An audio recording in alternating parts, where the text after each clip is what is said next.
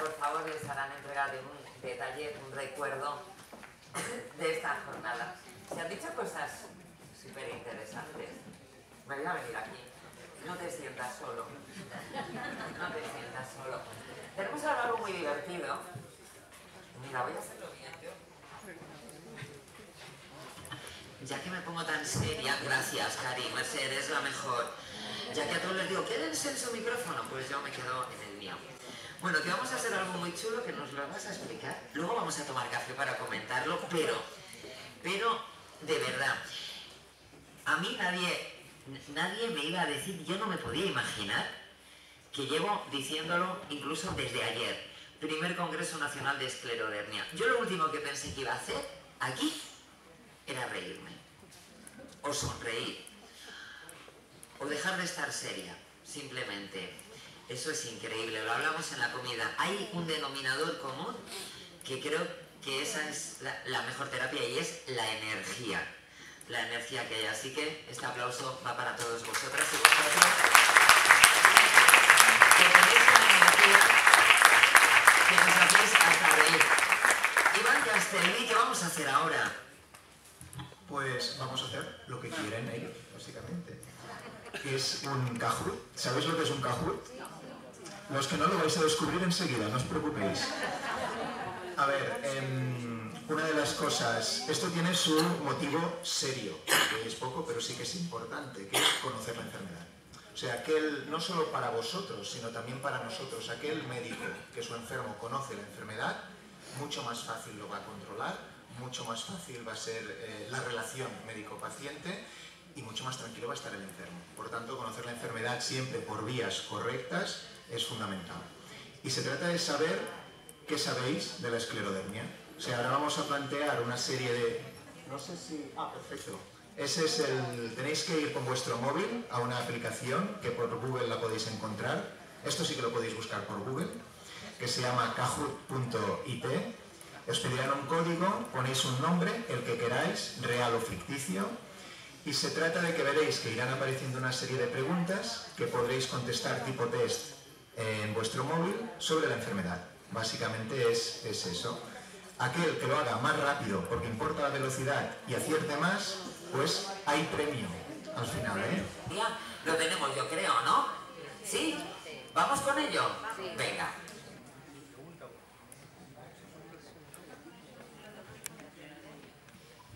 Pues adelante, no sé si las quieres ver tú.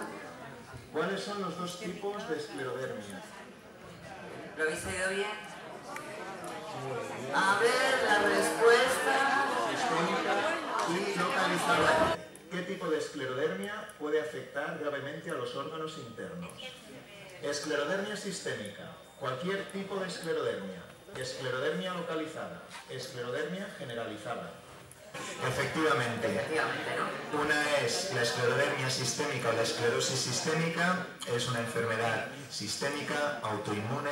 El sistema autoinmune no está en un sitio, está en todo el organismo y por tanto puede afectar a diferentes órganos. La morfia o la esclerodermia localizada es un cuadro localizado únicamente en la piel, por tanto no tendría que ir por esa vía. Número 3. ¿Cuáles son factores desencadenantes del fenómeno de Raynaud?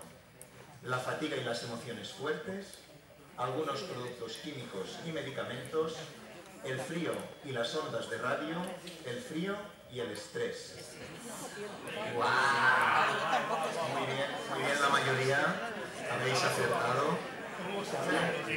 También es verdad que, si bien nadie ha contestado, pero podemos considerar que sí que es verdad que algunos medicamentos pueden agravar el fenómeno de Raynaud, que no quiere decir que lo causen directamente. Esto, la relación a veces es complicada, pero sin duda, de todas, las más acertada es el frío. ¿Qué caracteriza la esclerodermia como una enfermedad autoinmune? Pues la presencia de una inflamación aguda en el cuerpo, el sistema inmunitario ataca al propio cuerpo, un debilitamiento del sistema inmunitario, el tipo de dolor es característico. Muy bien, el sistema inmunitario ataca al propio cuerpo. Básicamente el sistema inmunitario hace dos cosas importantes dentro de nuestro cuerpo, que es evitar las infecciones, que las infecciones nos hagan daño, y evitar que las células tumorales también nos hagan daño. O sea, estas hacen muchas cosas, pero estas dos cosas son muy importantes. En este tipo de enfermedades no es que funcionen menos o que funcionen más, sino que funcionan mal. ¿Por qué funcionan mal? Porque el sistema inmunitario a lo largo de la vida, y por eso las enfermedades en los niños son muy diferentes a los de los adultos en este tipo de trastornos, lo que hace es aprender lo que es bueno y lo que es malo para nuestro cuerpo. Cuando pierde ese aprendizaje correcto y entiende que lo que tendría que ser bueno, que es nuestro propio cuerpo, es malo, es cuando se producen este tipo de enfermedades autoinmunes, entre ellas la esclerodermia. Sí que es verdad que por el mecanismo de producción de la enfermedad, por las características genéticas que se relacionan con la producción de la enfermedad y por las células que se dañan en la producción de la enfermedad, digamos que el componente inflamatorio no es tan evidente como en otras enfermedades reumatológicas, que no quiere decir que no haya algo de componente inflamatorio, obviamente, siempre que se altera la inmunidad hay inflamación metida por en medio, en mayor o menor tamaño. Y tampoco quiere decir que a veces para tratar, o de por sí por la propia enfermedad, no haya una debilidad del sistema inmunitario. De hecho, hay un comentario que voy a aprovechar para hacer, que va ligado con lo de las vacunas y que pasaba a la afectada de la Comunidad de Madrid, que es un gran absurdo de que no cubran estas vacunas. Por ejemplo, la del herpes zóster. Ahora no estás tomando inmunosupresión, pero no quiere decir que mañana no lo tengas que tomar. O sea, una de las cosas que pasa y que por eso cribamos y seguimos a la enfermedad es que hay manifestaciones que necesitan tratamiento inmunosupresor, a veces no de hoy para mañana, pero sí de hoy para pasado mañana. Está claro que si tú ya estás vacunada previamente, tú ya tendrás esa protección por si hay que darle, porque como hoy en día no sabemos si lo vas o no lo vas a necesitar, pues lo mejor es que tuvieras las vacunas puestas de todo, porque así podríamos empezar los tratamientos con máxima eficacia de las vacunas y con mayor seguridad. Por tanto, esto es un punto muy importante y añado, no subestiméis la fuerza que tenéis vosotros como asociación para que esto pase, para que queremos que nos vacunen antes por este motivo. ¿De acuerdo? ¿Cuál es la prevalencia de la afectación cardíaca en las personas con esclerosis sistémica? Esta la fallan incluso algunos médicos, yo os lo digo. O sea, esta es difícil. ¡Wow! Entre 0 y 10%, entre 10 y 30, entre 30 y 70, entre 70 y 100%. La respuesta es, aquí hemos considerado, hay varias afectaciones orgánicas, de hecho el corazón se puede afectar de muchas maneras. Vamos por la sexta. ¿Qué pruebas son habituales para detectar la enfermedad pulmonar intersticial o neumopatía intersticial? Ecocardiograma y tacar de tórax, broncoscopia y Holter, pHmetría y manometría, tacar torácico y pruebas de función pulmonar o pruebas de función respiratoria. Muy bien, la mayoría habéis acertado, efectivamente. Las pruebas habituales para detectar, y también probablemente antes solo una de las dos para seguir, hoy en día seguramente tenemos que considerar las dos para seguir la neumopatía intersticial, la enfermedad pulmonar intersticial difusa o la afectación del parénquima pulmonar fibrótica por la esclerosis sistémica, son el TAC torácico de alta resolución, fundamental para el cribado, primera herramienta, y las pruebas de función pulmonar. El ecocardiograma es una prueba que también utilizamos, pero para estudiar el corazón, los vasos, estos que os comentaba del corazón, la hipertensión pulmonar, no la neumopatía intersticial, si bien también hay que recordar que a veces se afecta tanto el pulmón, desgraciadamente, que también puede afectar estos vasos del corazón. Pero la respuesta correcta, la verde. En la edad infantil, ¿puede aparecer la esclerodermia? Sí, no, solo si la tiene un familiar de hasta segundo grado, solo a partir de los 8 años. Sí, sin duda. Eso sí que es era como una leyenda, ¿no? Pero los niños no, por ciertas enfermedades. Esto va un poco ligado a lo que os he comentado antes. Que aparezca en niños no quiere decir que sea una enfermedad hereditaria, sino que la pueden desarrollar los niños igual que los adultos.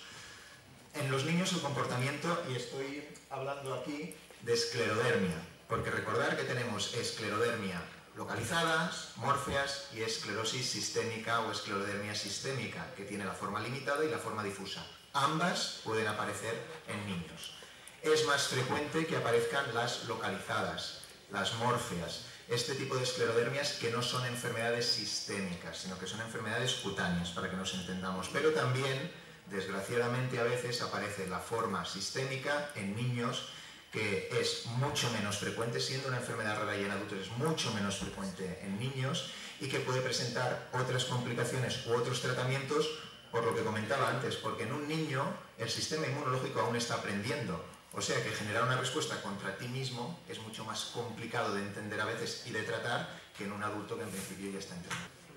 Entre los síntomas 1 a 5, elige algunos de los que sirven como criterios de diagnóstico para la esclerodermia sistémica.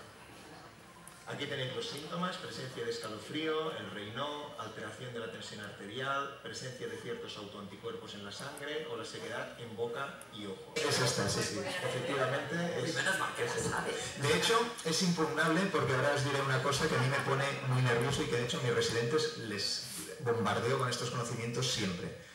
Los criterios son clasificatorios, no diagnósticos. O sea, una persona puede ser que no cumpla criterios clasificatorios que se han desarrollado en medicina para tener a los pacientes o enfermos categorizados, encasillados en un grupo que es más o menos igual, que nos permite investigar sobre si podemos hacer algo en ciertas complicaciones de ese grupo o podemos observar cambios en las evoluciones de ese grupo, pero los diagnósticos los hacen los médicos. O los hacen los equipos multidisciplinares compuestos por diferentes profesionales sanitarios, fundamentalmente en este caso pues médicos de diferentes especialidades, ¿no?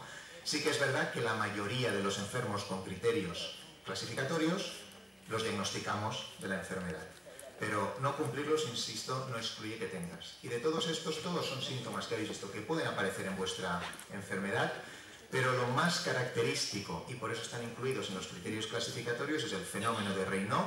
De hecho, dudamos del diagnóstico de la enfermedad si un enfermo no presenta fenómeno o síndrome de Raynaud, y también la presencia de ciertos autoanticuerpos, porque al ser una pérdida de la tolerancia del sistema inmunológico contra nosotros, cuando una parte de ese sistema inmunológico que produce una serie de respuesta celular que destruye a tus propias células, los anticuerpos antinucleares, o sea, nuestras propias células que tienen una estructura en general que se llama una membranita, un citoplasma, que es como un caldo de cultivo, y una zona central donde están nuestros genes que se llama núcleo, pues el núcleo no tendría que verse fuera.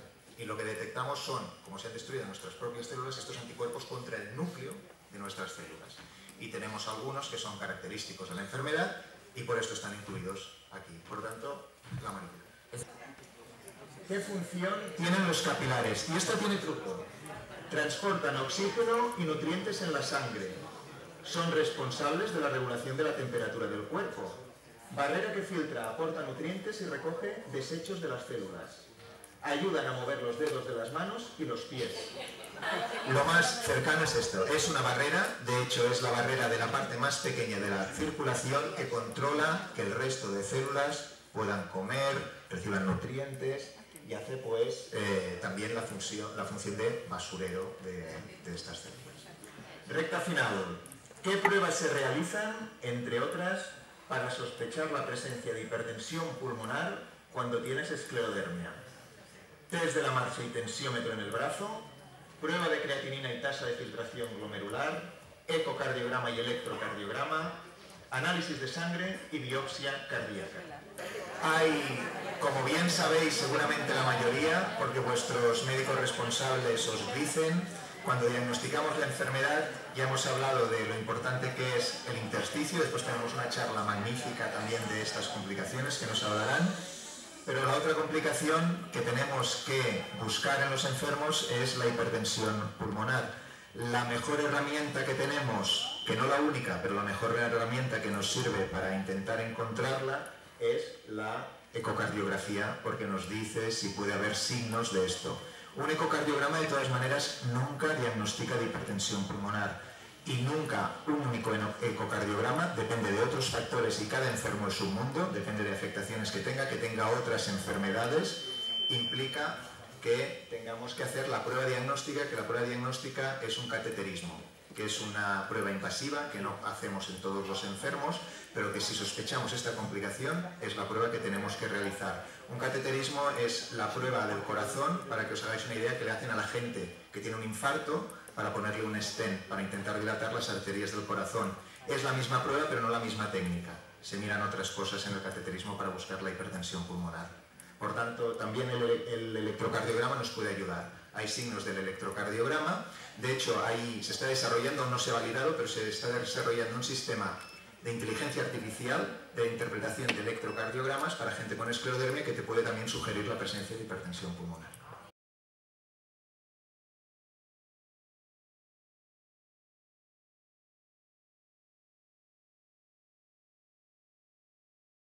Los capilares, esos vasos pequeños del organismo. ¿Por qué? Porque en la gente que tiene fenómeno de Raynaud, incluso sin nada más, ninguna otra clínica de esclerosis sistémica o de esclerodermia sistémica, se pueden ver alteraciones de la estructura de estos vasos que nos orientan a que puede haber esta enfermedad detrás. A veces también se relacionan estas alteraciones con otras enfermedades. Dicho de otra manera, un enfermo con esclerosis sistémica tendrá alteraciones en la capilaroscopia, pero no todos los que tienen alteraciones en la capilaroscopia tiene que ser una esclerosis sistémica. Bueno, yo creo que ha quedado clarísimo. El público lo tiene claro la respuesta. El cateterismo cardíaco, luego una ecografía del corazón, una monitorización mediante Holter o una colonoscopia. Hoy en día, desgraciadamente, la única prueba que tenemos para diagnosticar la hipertensión pulmonar, de hecho, hay varios grupos, varios tipos de hipertensión pulmonar, no todos se tratan igual y de hecho tenemos certezas de que hay algunos grupos que si ponemos el tratamiento que se da en la esclerodermia y que estos otros grupos pueden estar dentro de enfermos con esclerodermia, les podemos empeorar el pronóstico y la única prueba para saber si estamos en un tipo o en el otro es el cateterismo cardíaco. Nos permite ver qué presiones hay, qué resistencias hay en estos vasos del corazón y realmente si esas presiones y esas resistencias se relacionan con la dinámica, con el trabajo de flujos que tiene que hacer el corazón en el organismo para que funcione bien ese corazón. Una de las siguientes manifestaciones no es típica de la esclerosis sistémica. La boca se hace pequeña, el dolor de espalda, la retracción de los dedos de las manos o la disfagia. ¿Cuál pensáis que no es característico? Muy bien, el dolor de espalda, sin duda. Nosotros lo de la boca pequeña, muchas de vosotras también lo sabéis, lo llamamos microstomía desde el punto de vista médico y es un tipo de afectación cutánea muy característica de la enfermedad, que además desgraciadamente pues, está relacionada con una peor salud a nivel de la dentadura, ¿no? y de las encías. La retracción de los dedos de las manos también en formas cutáneas, más habitualmente en aquellas que tienen mucha afectación cutánea, las formas difusas se suele observar. La disfagia, Luis, el doctor Alcalá ha hablado de los síntomas digestivos, muchos de vosotros también sabéis que el esófago es un órgano que se afecta mucho y muchos enfermos con esclerodermia pueden tener dolor de espalda, pero igual que mucha gente que no tiene esclerodermia, no es una de las características típicas de la enfermedad. ¿Qué prueba es la más adecuada para detectar una malabsorción de nutrientes en la esclerodermia? Un test respiratorio, el examen radiológico, una muestra de flora intestinal o para la hipertensión pulmonar la colonoscopia. Esta tiene mucha miga y es un poco como algunas que hemos visto que no hay verdades absolutas aquí. Una de las características digestivas, que os podría explicar mejor Luis que yo, obviamente, es la presencia de síndromes malabsortivos que se pueden dar por diferentes causas en la esclerodermia. Una de las causas más habituales es el sobrecrecimiento bacteriano. ¿Qué significa esto? Todos tenemos bacterias en el intestino, todos. ¿Qué pasa en la esclerodermia? Que una de las cosas que afecta al estómago, al esófago y a los intestinos es que se mueven menos. Claro, como se mueven menos, las bacterias que en condiciones normales son buenas para nosotros dejan de ser buenas. Causan cuadros diarreicos, que es un intento de eliminar estas bacterias, y estas bacterias al causar cuadros diarreicos también se altera la pared del intestino, que absorbemos los nutrientes por la pared del intestino, ¿no? El estómago los disuelve y por la pared intestinal del intestino delgado absorbemos esos nutrientes, pues se daña y eso puede dar diarrea. ¿Qué pasa? Que hay una serie de pruebas, fundamentalmente un test respiratorio, que determina si tenemos ese sobrecrecimiento bacteriano. De todas maneras, sí que hay mucha controversia en esto, porque es tan frecuente que cuando pasa este cuadro de malabsorción sea por sobrecrecimiento y la sensibilidad de la prueba a veces es tan baja que incluso a veces se asume que las diarreas tienen, se da un tratamiento antibiótico para estas diarreas que tiene poco riesgo respecto al beneficio que da, y si se responde muchas veces no se hace este test, porque este test lo que hace es tener mucha espera. Claro, y el enfermo tiene su malabsorción y tiene sus diarreas. Bueno, tan. Estaba claro. Venga, subir aquí. Necesitamos una foto en condiciones. Aquí con el cartel enhorabuena. Ahí ya se entrega también Alfonso. Ahí tenemos esta foto de familia.